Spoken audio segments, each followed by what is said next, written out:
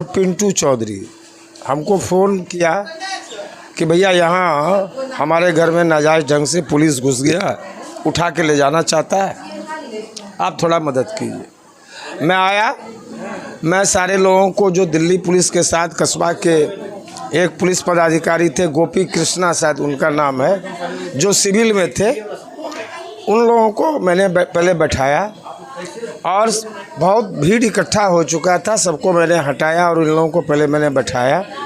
इन लोगों से मैंने जानना चाहा कि भाई क्या है, तो उन्होंने जिस आदमी का नाम बताया और जो घटना बताया उससे दूर दूर तक जो है इस समाज के लोगों को कोई मतलब नहीं है। वो नाजायज़ ढंग से, फिर मैंने इन लोगों को पूछा भाई क्या हुआ, तो बोला हमारे बेडरूम में घुस गया, हमको और हमारी पत्नी को ज़बरदस्ती जो है कि खींच रहा था। तो मैं इन लोगों को शांतिपूर्वक, चारों को, 3 दिल्ली के थे, एक के पास सिर्फ दिल्ली वाले के पास वर्दी था, बाकी 2 सिविल में थे और कस्बा का जो पुलिस इंचार्ज थे वो अभी सिविल में थे। तो इन लोगों को मैंने बैठाया शांति से और एसपी साहब को मैंने फ़ोन मिलाया। एसपी साहब से मैंने गुहार किया कि भाई ये नाजायज़ ढंग से हो रहा है, आप थोड़ा मदद करें इसमें। तो वो बोले कि मैं अभी कस्बा इंचार्ज से बात करता हूँ। थोड़ी देर बाद कस्बा के जो थाना अध्यक्ष है वो आए, लेकिन वो आते साथ ही बहुत ही ताना बाना बोलने लगे, मैं एक एक करके चुन लूँगा, एक ख़ानदान को चुन लूँगा, क्या समझा है यहाँ का लोग, एक एक ख़ानदान तक को मैं चुन लूँगा यहाँ। ये सारी बातें होती रही। मैंने बड़ा बाबू से कहा कि बड़ा बाबू ये लोगों की गलती है, सिर्फ इन लोगों से माफ़ीनामा लिखवा दीजिए, बात ख़त्म है, आप अपने आदमी को ले जाइए, कोई दिक्कत नहीं है। और इन लोगों से पूछिए कि किसी के साथ कोई मिसबिहेव हुआ है, किसी ने कुछ कहा है। तो वो चारों ने स्वीकार किया कि नहीं, हम लोगों से कोई कुछ नहीं कहा, नहीं कुछ कहा। उसके बाद अचानक से कुछ हमारे ही समाज के असामाजिक तत्व इस मामले में इंटरफेयर कर गया। अभी शिव मंदिर बन गया कैसे, पुलिस प्रशासन के बगैर मदद से बन गया। अरे भाई पुलिस प्रशासन है तो प्रशासन है, प्रशासन जायज़ नाजायज़ दोनों को देखने के लिए। मंदिर बन गया तो कोई नाजायज़ बन गया, इसमें बड़ा बाबू भड़क गए, कहते देखते कैसे मंदिर बन जाता है, मंदिर बना के देखिए आप लोग, ये क्या मामला है हमारा। ये और जो यहाँ के थाना अध्यक्ष हैं वो बिल्कुल समाज के विरुद्ध जो है कि हमसे लिखा लीजिए। मैं देखता हूँ घर में कल कोई जो है कि ये रेप होगा, कोई पुलिस नहीं आएगा, कभी पुलिस को आप लोग फ़ोन नहीं कीजिए। ये पुलिस का रवैया नाजायज़ है और ये बहुत ही गलत ढंग से ये जो किया गया है। और यहाँ के थाना जो लोकल पदाधिकारी है उनका भी ये रुतबा, चूँकि उनके साथ हमारे ही समाज के कुछ असामाजिक तत्व हैं जो उनको बढ़ावा मिला हुआ है। तो मैं पुलिस प्रशासन से, बड़िया पुलिस प्रशासन से मैं गुहार लगाऊंगा, मैं मांग करूंगा कि यहाँ के ऐसे लोगों को जो इस समाज के असामाजिक तत्व हैं, जो पुलिस की मुखबिरी करते हैं और पुलिस का यहाँ लोकल जो रवैया अभी रहा वो नाहक बहुत ही बेबर्दाश्त रहा, मैं इसकी भर्त्सना करता हूँ। आप अपना नाम बताएंगे? अनिल कुमार शाह, महामंत्री, प्रदेश महामंत्री सह प्रभारी अखिल भारतीय वैश्य महासम्मेलन पूर्णिया कोसी भागलपुर प्रमंडल। आज आपके दरवाजे पर प्रशासन की काफ़ी भीड़ लगी हुई है। मैं अचानक पहुंचा तो काफ़ी भीड़ लगी हुई है और आप ही के दरवाजे पर है, क्या मामला संक्षेप में आप बताएंगे? सुबह के 6 बज रहे थे, जिस समय मैं, मेरी वाइफ और बच्चे बेडरूम में लेटे हुए थे। उस समय अचानक 5 आदमी मेरे घर पे, मेरे रूम पे ज़बरदस्ती घुस गया और मुझे और मेरी वाइफ को ज़बरदस्ती हाथ पकड़ के खींचने लगा और बोला चलो थाना चलो। तो मैंने और मेरी वाइफ ने उसे बहुत पूछा आप कौन हैं, क्योंकि आप लोकल दिखते नहीं हैं, ना मेरे थाना के अध्यक्ष दिख रहे हैं, ना उपाध्यक्ष दिख रहे हैं, ना SIO दिख रहे हैं, क्योंकि हम लोग लोकलिटी के थाने को इंचार्ज को या बड़ा बाबू को सबको पहचानते हैं। उनमें से वो कोई भी नहीं थे। ये 5 आदमी अज्ञात हमारे घर घुस गए, रूम पे आ गए, हमें ज़बरदस्ती खींचने लगे, हमारी वाइफ को ज़बरदस्ती खींचने लगे। ना इनके साथ कोई महिला कांस्टेबल थी, ना ये लोग वर्दी में थे, उसमें से एक इंसान सिर्फ वर्दी में था। और वो मैं उनसे बहुत पूछा कि क्या मैटर है, क्या मेरे नाम पे वारंट है। मैंने बहुत कोशिश किया, उसने नहीं बताया। उसने मुझे घर के बाहर खींच के लाया। तब मैंने उनसे पूछा, जब मेरी वाइफ ने पूछी कि आप हैं कौन, आप ये तो बता दीजिए। तब उसने बोला कि मैं दिल्ली पुलिस से हूँ।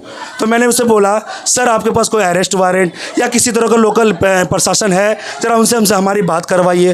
तो उसने बोला कि नहीं आप थाना चलो।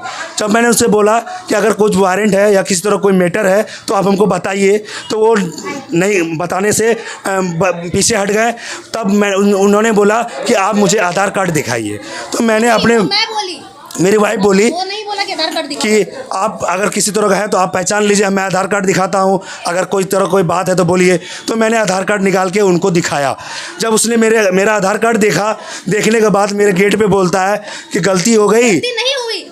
और जब बोलिए, आधार कार्ड देखने के बाद लिए ना, आधार कार्ड उसको लेके जाने लगा। हाँ। ठीक है, देखने के बाद, हाँ देखने के बाद सबसे बड़ा गुस्सा मुझे इसी बात से, यार देखे आप, हम बोले आप इनका देखे ना, आप अपना दिखाओ। फिर भी इसका हाथ पकड़ के लेके जाने लगा यहाँ तक, मतलब मेरे सेकंड गेट तक।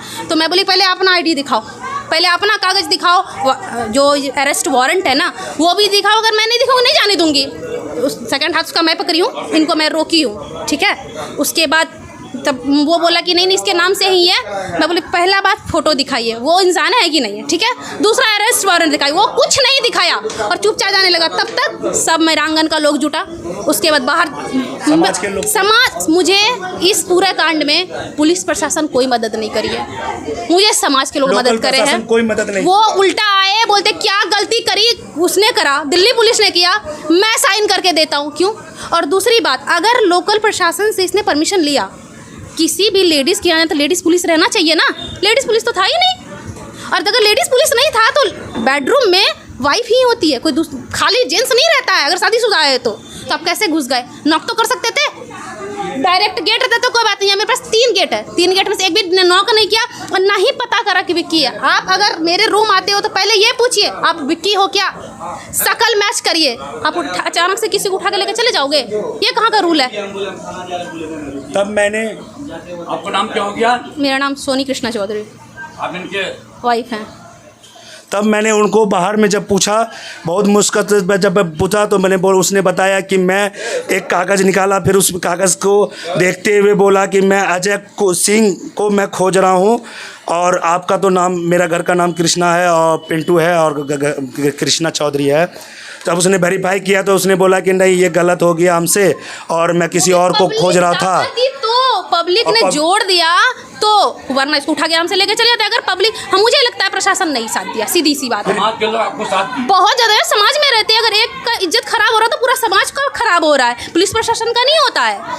हमको सबसे ज़्यादा समाज ने साथ दिया, ये तो तय है। उसी के कारण गाड़ी रुकी, उसी के कारण कस्बा पुलिस आई, वरना कोई नहीं आया था। वो लोग आराम से इसको उठाते और लेके चले जाते।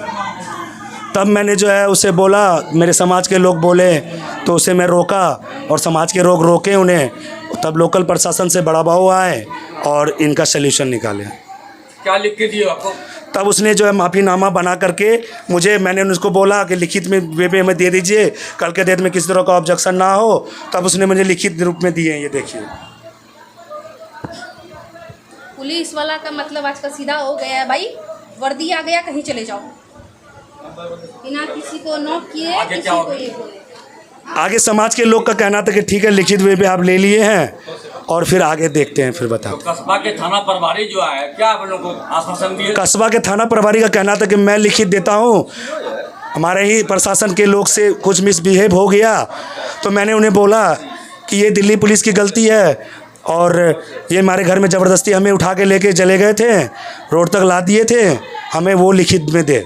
तो उसने मैंने लिखित वे में ये लिखित दिया। तो आप लोगों ने उनको क्षमा कर दिया? कुछ समाज के लोग के अनुसार मैंने आगे कदम उठाया। उन्होंने बोला ठीक है इन्हें अभी जाने दिया जाए, तो मैंने जाने दिया। आगे कार्रवाई होगी? आगे जो भी होगी कार्रवाई होगी और थाना प्रभारी बोले हम कार्रवाई करेंगे। अपना नाम बताइए। मैं पिंटू कुमार कृष्णानंद चौधरी, पिता का नाम? पिता अशोक कुमार चौधरी, गुदड़ी बाजार कस्बा के निवासी।